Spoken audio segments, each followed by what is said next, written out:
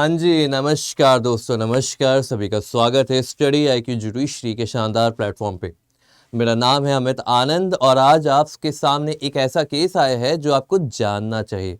ये case Bombay high court में आया था और ये केस क्या है इसके बारे में हम पूरी डिटेल जानेंगे अभी। पर जानने से पहले आप सभी लोग वीडियो को लाइक कर लीजिएगा, वीडियो को शेयर भी कर लीजिएगा और अगर पसंद आए तो सब्सक्राइब तो करना बनता है। क्यों? रीजन बीइंग समझिए।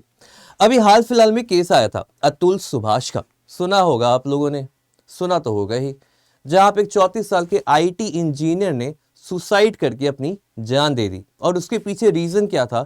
रीजन था मेंटल प्रेशर, रीजन था ट्रॉमा और कहीं ना कहीं एक रीजन था फेक केसेस का। क्या लीगल जेनोसाइड हो रहा है इंडियन मैन का हमारे देश में? लीगल जेनोसाइड हो रहा है क्या?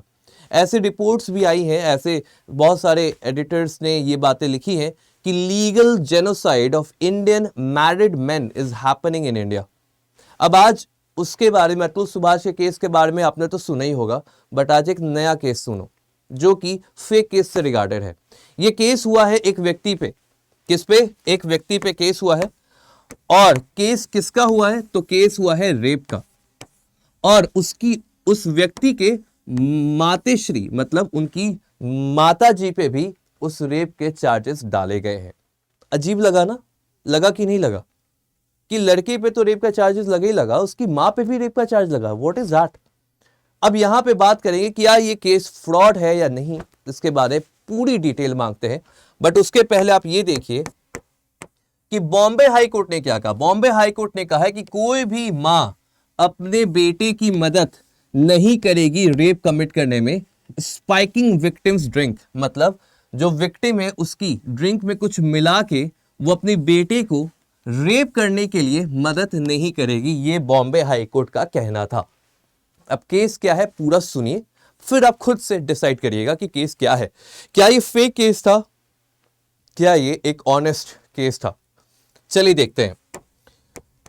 तो हुआ क्या, एक सिग्निफिकेंट रूलिंग में बॉम्बे हाई कोर्ट औरंगाबाद ने रिसेंटली बात कही है कि कोई भी मां अपने बेटे को रेप कमिट करने के लिए प्रोत्साहित या मदद नहीं करेगी। Division bench honourable justice Vibha Kankanwadi and honourable justice Rohit Joshi ने क्वॉश कर दिया है एक FIR जो कि एक आदमी के खिलाफ था और उनकी मां के खिलाफ था, जहां पे रेप करने की बात आई थी और उस महिला को प्रेग्नेंट करने की बात आई थी। द जजेस noted that the woman in question met the accuse. अब देखो कहानी, देखो कहानी क्या, ये भी देखना जरूरी है। कहानी यह है कि लड़का लड़की मिले थे साल 2017 सितंबर 1 को और 2018 में उस लड़की ने एक बेटे को जन्म दिया। और उस बेटे के जन्म होने के बाद जो अक्यूज है, जिसपे रेप के चार्जेस लगे हैं, उसने उस बेटे को अपना नाम दिया और उसके फादर की तरह वैलिडली उसे एक्सेप्ट किया। देयरफॉर यहां पे कोर्ट ने कहा कि जो कंप्लेंट है हम उसे डाउट करते हैं कि रेप करने के बाद कोई व्यक्ति अपना उस बच्चे को अपना नाम देना और कहना कि मेरा बेटा है, ये थोड़ा सा कंफ्यूजिंग है, थोड़ा सा कॉन्ट्राडिक्टिंग है। अब फिर क्या हुआ? The bench was hearing a plea for quashing the FIR lodged against the petitioner September 26, 2019 में FIR हो गया। अब यहां पे जजेस को जो अक्यूज्ड है, जो लड़का है, उसने कुछ तस्वीरें दिखाई, फोटोग्राफ दिखाए। फोटोग्राफ में यह पता चला कि जो अक्यूज्ड है और जो विक्टिम है वो लोग साथ ही साथ खुशी खुशी सारे के सारे त्योहार में साथ साथ सेलिब्रेशन किया है, सब साथ साथ किए हैं। अब बेंच ने यह भी कहा कि जब विक्टिम महिला ने 2017 में उनके साथ अगर ये रेप का सिनेरियो हुआ है, उनके ड्रिंक में उनकी मां ने कुछ मिलाया, फिर वो बेहोश हो गई, फिर उनके बेटे ने उनके साथ रेप कमिट किया, तो आप 2017 में ही क्यों नहीं रिपोर्ट किया? आपने क्यों नहीं रिपोर्ट किया ये पूरा सिचुएशन?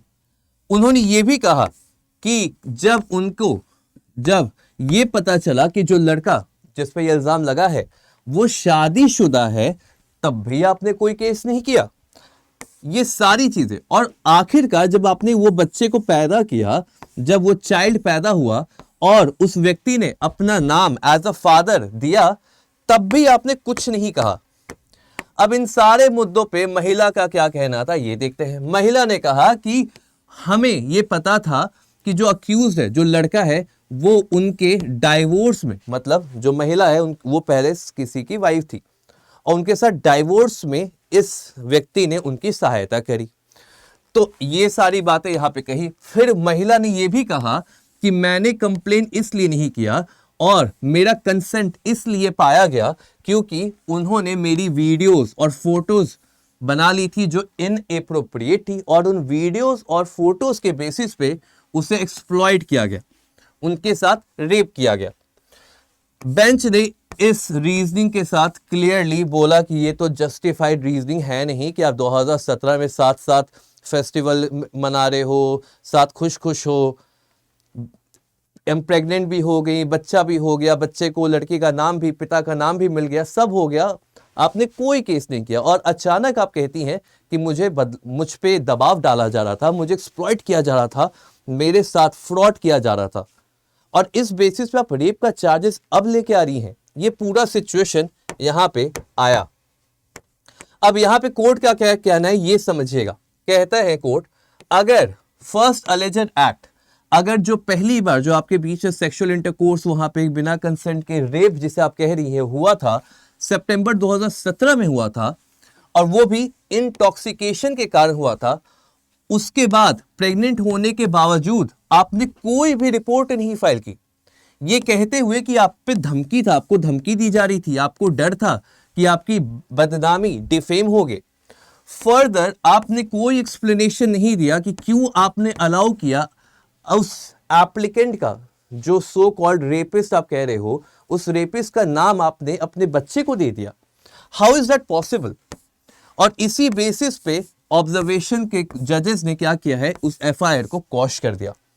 तो फेक केसेस बहुत ज्यादा है। ऐसा नहीं है कि हमारा जो कानून है वो अंधा है, पता है ना, पट्टी हट गई है, तो कानून अंधा नहीं है। जजेस को भी पता है कि आज के समय यूज और अब्यूज दोनों है लॉ का। एक तरीके से आप देखिएगा कि ज्यादातर जो केसेस है वो वहां पे अब्यूज हो रहे हैं, मिसयूज हो रहे हैं, उसको एक वेपन, हथियार की तरह यूज किया जाता है।